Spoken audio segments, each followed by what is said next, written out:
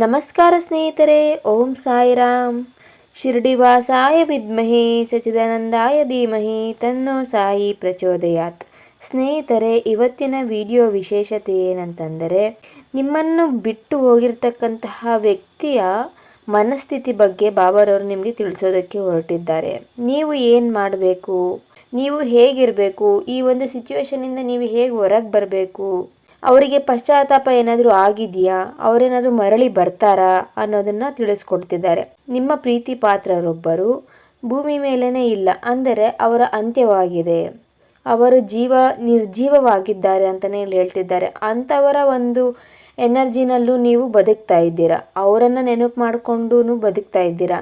ಅದರಿಂದ ಹೊರಗೆ ಬನ್ನಿ, ಯಾಕೆ ಬರಬೇಕು ಅನ್ನೋದನ್ನು ಇವತ್ತಿನ ವಿಡಿಯೋದಲ್ಲಿ ನಿಮಗೆ ತಿಳಿಸ್ಕೊಡೋದಕ್ಕೆ ಹೊರಟಿದ್ದಾರೆ ಸ್ನೇಹಿತರೆ ಬಾಬಾರವರು. ಹಾಗಾದರೆ ಹೆಚ್ಚೇನು ಟೈಮ್ನ ವೇಸ್ಟ್ ಮಾಡದೆ ಇವತ್ತಿನ ವಿಡಿಯೋವನ್ನು ಪ್ರಾರಂಭ ಮಾಡೋಣ ಬನ್ನಿ. ನಿಮ್ಮ ವ್ಯಕ್ತಿಯ ಸ್ಥಿತಿ. ನೋ ಕಾಂಟ್ಯಾಕ್ಟ್ನಲ್ಲಿರುವವರು ನಿಮ್ಮ ಸಂಗಾತಿ ಪ್ರಸ್ತುತ ಮಾನಸಿಕವಾಗಿ ಗೊಂದಲದಲ್ಲಿದ್ದಾರೆ, ಕನ್ಫ್ಯೂಷನ್ನಲ್ಲಿದ್ದಾರೆ. ಅವ್ರ ಜೀವನದಲ್ಲಿ ಯಾರೋ ಮೈಂಡ್ ಗೇಮ್ಗಳನ್ನು ಆಡ್ತಿದ್ದಾರೆ ಅಂತ ಇಲ್ಲಿ ಹೇಳ್ತಿದ್ದಾರೆ. ಅವರಿಗೆ ಮೋಸವಾಗ್ತಿದೆ ಅಂತೇಳಿ ಅವ್ರು ಭಾವಿಸ್ತಿದ್ದಾರೆ. ಅವರಿಗೆ ಇವಾಗ ನಿಮ್ಮ ಬೆಲೆ ತಿಳಿಯುತ್ತಿದೆ. ನೀವು ಅನುಭವಿಸಿದ ನೋವು ಅವರಿಗೆ ಬೇರೆ ಮೂಲಗಳಿಂದ ವಾಪಸ್ಸಾಗಿ ಸಿಗ್ತಾ ಇದೆ, ಅಂದರೆ ಕರ್ಮ ರಿಟರ್ನ್ಸ್ ಅಂತಾರಲ್ಲ ಆ ಥರ.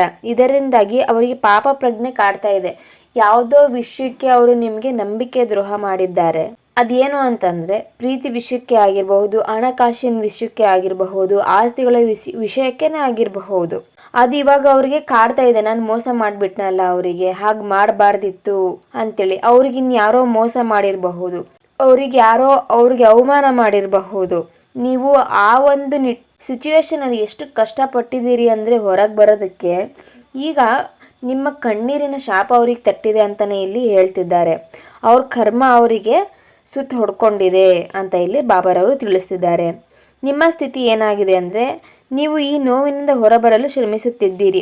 ಮೆಡಿಟೇಷನ್ ಮಾಡುವುದು ಅಥವಾ ಹೊಸ ಕಲೆಗಳನ್ನು ಕಲಿಯುವ ಮೂಲಕ, ಉದಾಹರಣೆಗೆ ಪುಸ್ತಕ ಓದೋದಾಗಿರಲಿ ಅಥವಾ ಧ್ಯಾನಗಳನ್ನು ಮಾಡೋದಾಗಿರಲಿ, ಸಾಮಾಜಿಕ ಜಾಲತಾಣಗಳಲ್ಲಿ ಸಕ್ರಿಯವಾಗಿರುವುದು ನಿಮ್ಮನ್ನು ಬದಲಿಸಿಕೊಳ್ಳುತ್ತಿದ್ದೀರಿ. ಈ ರೀತಿಯಾಗಿ ನೀವು ನಿಮ್ಮನ್ನು ನೀವು ಬದಲಿಸಿಕೊಳ್ತಿದ್ದೀರಾ. ನೀವು ಜೀವನದಲ್ಲಿ ಮಾಸ್ಟರ್ ಆಗಲು ಹೊರಟಿದ್ದೀರಿ. ಯಾಕೆಂದರೆ ಅವ್ರು ಹೋಗಬೇಕಾದ್ರೆ ಹಾಗೆ ಹೋಗಿರಲಿಲ್ಲ. ನಿನ್ನ ಕೈನಲ್ಲಿ ಏನಾಗುತ್ತೆ, ನಿನ್ನ ಕೈನಲ್ಲಿ ಏನು ಮಾಡೋಕ್ಕಾಗೋದಿಲ್ಲ ಅಂತೇಳಿ ಅಂಡರ್ ಎಸ್ಟಿಮೇಟ್ ಮಾಡಿ ಹೋಗಿದ್ದಾರೆ. ನಿಮ್ಮ ಕೆಪಾಸಿಟಿ ಬಗ್ಗೆ, ಗುಣಗಳ ಬಗ್ಗೆ ಗೊತ್ತಿದ್ರೂ ಅವರು ನಿಮಗೆ ಅವಮಾನ ಮಾಡಿ ಹೋಗಿದ್ದಾರೆ. ನೀವು ಅದನ್ನು ಚಾಲೆಂಜಿಂಗ್ ಆಗಿ ತಗೊಂಡಿದ್ದೀರಾ. ನಿಮ್ಮನ್ನು ನೀವು ಅದ್ಭುತ ಮಾಡ್ಕೊಳ್ಳೋದಕ್ಕೆ ಹೊರಟಿದ್ದೀರಾ. ನಿಮ್ಮ ಸೆಲ್ಫ್ನ ಒಂದು ಐಡೆಂಟಿಟಿ ಕ್ರಿಯೇಟ್ ಮಾಡ್ಕೊಳ್ಳೋದಕ್ಕೆ ಹೊರಟಿದ್ದೀರಾ ಅಂತ ಇಲ್ಲಿ ಬಾಬಾ ತಿಳಿಸ್ತಿದ್ದಾರೆ. ಅಂದರೆ ನಿಮ್ಮ ಭಾವನೆಗಳ ಮೇಲೆ ಹಿಡಿತ ಸಾಧಿಸುತ್ತಿದ್ದೀರಿ ಅಂತ ತಿಳಿಸ್ತಾ ಇದ್ದಾರೆ. ನಿಮ್ಮ ವ್ಯಕ್ತಿ ನಿಮ್ಮ ಬಗ್ಗೆ ಬಹಳವಾಗಿ ಯೋಚಿಸುತ್ತಿದ್ದಾರೆ. ಹಳೆಯ ಸುಂದರ ನೆನಪುಗಳು ಅವರಿಗೆ ನೆಮ್ಮದಿ ನೀಡುತ್ತಿವೆ. ಅವರು ಅನುಭವಿಸಿದ ಕಷ್ಟಗಳನ್ನು ಮತ್ತು ಈಗ ಅವರಿಗೆ ಆಗಿರುವ ಜ್ಞಾನೋದಯವನ್ನು ನಿಮ್ಮ ಜೊತೆ ಬಂದು ಹಂಚಿಕೊಳ್ಳಬೇಕು. ನಿಮಗೆ ಒಂದು ವಿಕ್ಟರಿ ಅಥವಾ ಶುಭ ಸುದ್ದಿ ನೀಡಬೇಕು ಎಂಬ ಆಸೆ ಅವರಿಗಿದೆ. ಆದರೆ ಪ್ರಸ್ತುತ ಪರಿಸ್ಥಿತಿಯಲ್ಲಿ ಅದನ್ನು ಹೇಳಿಕೊಳ್ಳಲು ಅವರಿಗೆ ಸಾಧ್ಯವಾಗುತ್ತಿಲ್ಲ. ಏನಾಗಿದೆ ಅಂತ ಅಂದರೆ, ಕೆಲವರಿಗೆ ಅವರು ಹೇಳ್ದೇ ಬಿಟ್ಟು ಹೋಗಿದ್ದಾರೆ. ಆದರೆ ಅವ್ರಿಗೆ ನೀವು ಅವ್ರ ಜೊತೆ ಇದ್ದಾಗ ಯಾವೆಲ್ಲ ಮೆಮೊರೀಸ್ಗಳು, ನಿಮ್ಮ ಜೊತೆ ಕಳೆದಿರ್ತಕ್ಕಂಥ ಕ್ಷಣಗಳು, ನಿಮ್ಮ ಜೊತೆ ಮಾತಾಡಿದಾಗ ನೀವು ಕೊಟ್ಟಂತಹ ಉತ್ತರಗಳು, ನಿಮ್ಮ ಒಂದು ಗುಣಗಳು ಅವರಿಗೀಗ ಕಾಡ್ತಾ ಇದೆ. ಈ ಥರ ವ್ಯಕ್ತಿ ನನಗೆ ಸಿಗೋದಿಲ್ಲ, ನಾನು ವಾಪಸ್ ಹೋಗಬೇಕು, ಹೇಳ್ದೆ ಕೇಳ್ದೇ ಬಂದುಬಿಟ್ಟಿದ್ದೀನಿ ಅಂತೇಳಿ ಅವ್ರು ಬರಬೇಕು ಅಂತ ಅನ್ಕೋತಿದ್ದಾರೆ. ಅಲ್ಲಿ ಅವ್ರಿಗೆ ಕೆಲಸಗಳ ಒತ್ತಡದ ಮೇಲೆ ಅಥವಾ ಮನೇಲಿ ಇರ್ತಕ್ಕಂತಹ ವಾತಾವರಣ, ತಂದೆ ತಾಯಿ ಅಥವಾ ಇನ್ಯಾರ್ದೋ ಒಂದು ಪ್ರೆಷರಿಂದಾಗಿ ಅವರು ನಿಮ್ಮ ಕಡೆ ಬರೋದಕ್ಕೆ ಆಗ್ತಾ ಇಲ್ಲ. ಆದರೆ ಅವ್ರಿಗೆ ನಿಮ್ಮ ಹತ್ರ ಬರಬೇಕು ಅನ್ನೋ ಆಸೆನೂ ಇದೆ. ಆ ಆಸೆ ಇದೆ, ಆದರೆ ಅಡಚಣೆಗಳು ಉಂಟಾಗ್ತಾ ಇದ್ದಾವೆ ಬರೋದಕ್ಕೆ. ಆ ಎನರ್ಜಿಗಳನ್ನು ನೀವು ಕ್ಯಾನ್ಸಲ್ ಆಗುವಾಗ ಮಾಡಿ. ಅದು ಹೇಗೆ ತಡೆಯೋದಕ್ಕೆ ಸಾಧ್ಯ ಅಂತಂದರೆ, ನೀವು ಅವ್ರ ಮೇಲೆ ಸಿಟ್ಟು ಮಾಡ್ಕೊಂಡಿದ್ದೀರಾ. ನೀವು ಸಿಟ್ಟು ಮಾಡ್ಕೊಂಡು ಅವ್ರು ಹೋಗಿದ್ದಾರೆ ಅಂತೇಳಿ ನೀವು ಅವರನ್ನು ದ್ವೇಷ ಮಾಡ್ತಾ ಇರೋದ್ರಿಂದ ಅವರು ನಿಮ್ಮ ಹತ್ರ ಬರೋದಕ್ಕೆ ಆಗ್ತಾ ಇಲ್ಲ. ನೀವು ಅವರನ್ನು ಕ್ಷಮಿಸಿ ಅಂತ ಇಲ್ಲಿ ಹೇಳ್ತಿದ್ದಾರೆ. ಪ್ರೀತಿಯಿಂದ ವೆಲ್ಕಮ್ ಮಾಡಿ. ಆ ವ್ಯಕ್ತಿ ತುಂಬ ಒಳ್ಳೆಯವರು, ಅವರನ್ನು ನೀವು ಕಳ್ಕೊಳೋದಕ್ಕೆ ಹೋಗಬೇಡಿ. ಅವ್ರು ಬಿಟ್ಟು ಹೋಗೋದಕ್ಕೂ ಒಂದು ಕಾರಣ ಇತ್ತು, ಬಂದಾಗ ಅವರು ತಿಳಿಸ್ತಾರೆ. ಆ ಕಾರಣನ ನೀವು ಒಪ್ಕೊಂಡು ಆ ವ್ಯಕ್ತಿನ ಒಪ್ಕೊಳ್ಳಿ.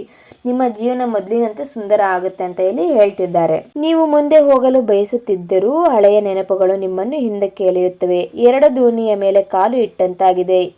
ಆದರೆ ಮುಂದೆ ಹೋಗಬೇಕಾದರೆ ಹಳೆಯದನ್ನು ಪೂರ್ತಿಯಾಗಿ ಬಿಡಬೇಕು. ಆ ನಿರ್ಧಾರ ತೆಗೆದುಕೊಳ್ಳುವುದು ನಿಮಗೆ ಸದ್ಯಕ್ಕೆ ಕಷ್ಟಕರವಾಗಿದೆ.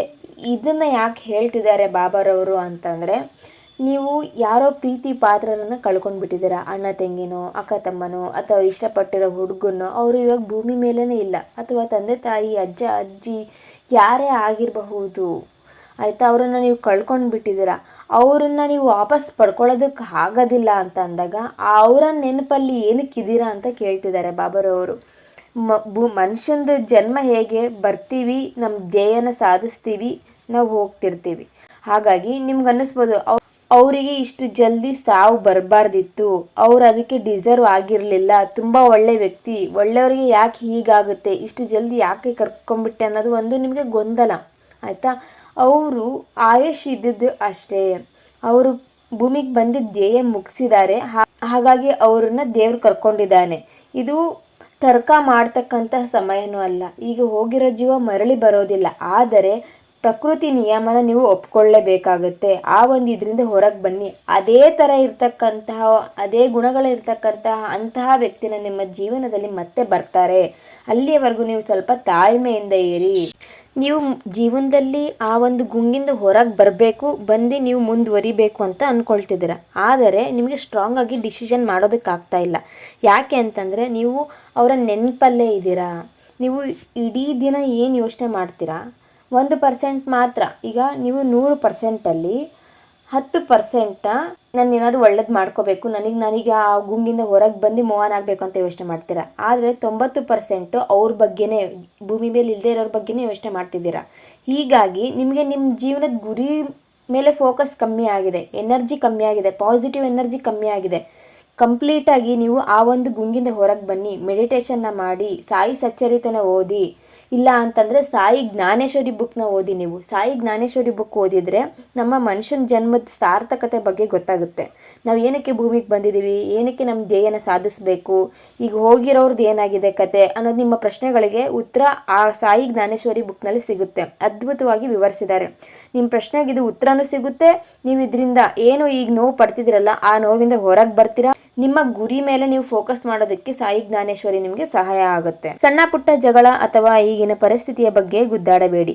ಮುಂದಿನ ದಿನಗಳಲ್ಲಿ ನಿಮಗೆ ಏನು ಬೇಕು ಎಂಬುದರ ಕಡೆಗೆ ಗಮನ ಹರಿಸಿ ಅಂತ ಇಲ್ಲಿ ಹೇಳ್ತಿದ್ದಾರೆ. ಸಣ್ಣ ಪುಟ್ಟ ಜಗಳ ಅಥವಾ ಈಗಿನ ಪರಿಸ್ಥಿತಿ ಅಂತಂದರೆ, ಕೆಲವರು ನಿಮ್ಮ ಪ್ರೀತಿ ಪಾತ್ರರ ಜೊತೆಗೆ ಅಥವಾ ನಿಮಗೆ ಬೇಕಾಗಿರೋರ ಜೊತೆಗೆ ಇಷ್ಟಕ್ಕೂ ಜಗಳ ಮಾಡ್ತಿರ್ತೀರಾ. ಈಗಿನ ಪರಿಸ್ಥಿತಿ ಎಷ್ಟು ಕಾಮಾಗಿದ್ರೆ ಒಳ್ಳೇದು, ನಿಮಗೆ ಎಷ್ಟು ಶಾಂತವಾಗಿರಬೇಕು. ಆದರೆ ನೀವು ಬರೀ ಜಗಳ ಮಾಡೋದು, ಗುದ್ದಾಡೋದು, ಮನಸ್ತಾಪ ಮಾಡ್ಕೊಳ್ಳೋದು, ಇದ್ರ ಬಗ್ಗೆನೇ ಯೋಚನೆ ಮಾಡ್ತಿದ್ದೀರಾ. ನೀವು ಈ ಥರ ಮಾಡೋದಕ್ಕೆ ಹೋಗಬೇಡಿ ಅಂತ ಇಲ್ಲಿ ಹೇಳ್ತಿದ್ದಾರೆ. ಆದಷ್ಟು ಶಾಂತವಾಗಿರಿ. ನೀವು ಏನು ಮಾಡಬೇಕು ಮುಂದೆ ಕೆಲಸಗಳು ಜೀವನದಲ್ಲಿ, ಪ್ರೀತಿನ ಹೇಗೆ ಪಡ್ಕೋಬೇಕು, ಪ್ರೀತಿನ ಹೇಗೆ ಉಳಿಸ್ಕೋಬೇಕು ಅನ್ನೋದ್ರ ಮೇಲೆ ಫೋಕಸ್ನ ಮಾಡಿ ಅಂತ ಇಲ್ಲಿ ಹೇಳ್ತಿದ್ದಾರೆ.